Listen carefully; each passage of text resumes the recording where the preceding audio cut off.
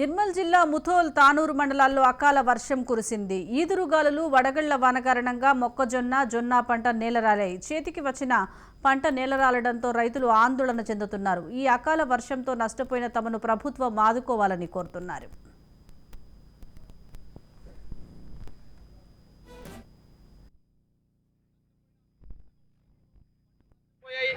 ఇప్పటి వరకు ఎలాంటి అధికారి వచ్చి చూసుకోలేదు, అసలు ఎలాంటి సర్వే కూడా చేయలేరు. వచ్చి వెంటనే సర్వే చేసి ప్రతి వారికి ఎంత నష్టమైంది, నష్టపరిహారం ఇప్పించాలి, ఎంత సర్వే చేసి ఎవరికి ఎంత నష్టపోయిందని సర్వే చేసి ప్రతి రైతుకు ఇప్పించాలని కోరుతున్నాం. అందరికి నష్టపరిహారం వచ్చి ఇక్కడ ఇప్పించే వరకు ఈరోజు పనేది లేదు. పేరు పండరి, మా గ్రామం కోలూరు, మండల్ తానూరు, జిల్లా నిర్మల్. ఎందుకంటే నిన్న రాత్రి వర్షం పడుకి రాళ్ళుతో మా పంటలన్నీ ఒకసారి అయిపోయినాయి. జొన్న, మరి గోధుమ, ఈ చేతికి వచ్చిన అన్ని పంటలు కూడా పోయినాయి. ఎందుకంటే మాకు ఏమన్నా గవర్నమెంట్ సాయం చేస్తే బాగా ఉంటుంది.